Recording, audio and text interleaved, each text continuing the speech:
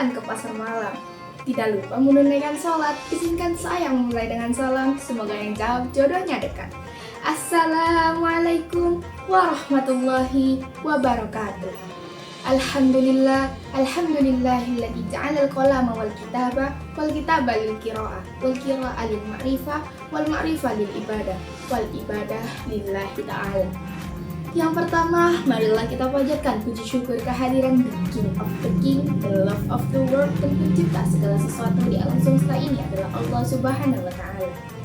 Kedua kalinya, selawat serta salam mudah-mudahan senantiasa tercurahkan kepada sang proklamator kemerdekaan yang terkenal dengan sistem dakwah mengajak bukan mengejek, merangkul bukan memukul, mengkafahkan Islam bukan mengkafirkan Islam.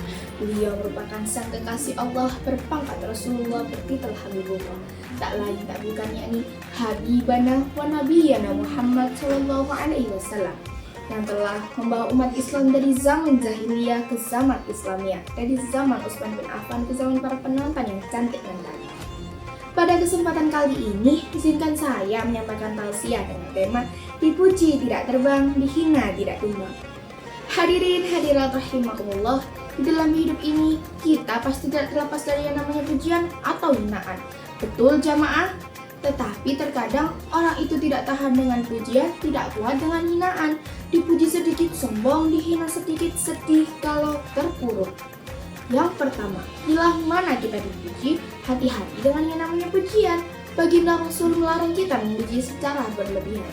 Rasulullah Shallallahu Alaihi Wasallam bersabda, "Laqad ahlaktum aw qata'tum dhahrar rajul," yang artinya engkau sesungguhnya telah membinasakan atau memotong punggung kawanmu itu. Hadis riwayat Bukhari. Maksudnya, pujian berlebihan itu menyerumuskan ke dalam kesombongan. Ingatlah, hakikat pujian hanya milik Allah Subhanahu wa Ta'ala. Allah Subhanahu wa Ta'ala berfirman dalam Quran surah Al-Qasas ayat 70. A'udzu billahi minasyaitonir rajim. Wa huwallahu la ilaha illahu lahul hamdu fil ula wal akhirati wa lahul hukmu wa ilaihi turja'un. Yang artinya, dan dialah Allah, tidak ada Tuhan yang berhak disembah selain Dia. Segala puji baginya di dunia dan di akhirat, dan baginya segala penentuan dan kepadanya kamu dikembalikan. Hadirin hadirat rahimakumullah, berdasarkan ayat ini, di dalam tafsir Al-Alusi dijelaskan, milik Allah dan segala puji baginya karena Allah yang Maha Agung yang telah menganugerahkan semua nikmat kepada seluruh hamba-Nya. Dan selain Allah, hanyalah perantara. Kemudian yang kedua, hadirin hadirat rahimakumullah, bila mana kita dihina di dalam Quran surah Al-Mu'minun Penggalan ayat 96. Idfa' billati hiya ahsanus sayyi'ah. Di dalam tafsir Al-Baidawi dijelaskan, dengan maafkan orang yang berbuat jahat dan membalas kejahatan dengan kebaikan, contohlah akhlak baginda Rasul. Ketika baginda Rasul dihina oleh seorang Yahudi yang buta, tetapi beliau menyiapkan makanan, bahkan menyuapinya. Masya Allah, tabarakallah.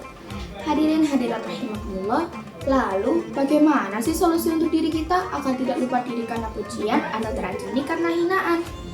Yang pertama, mawas diri juga rendah hati.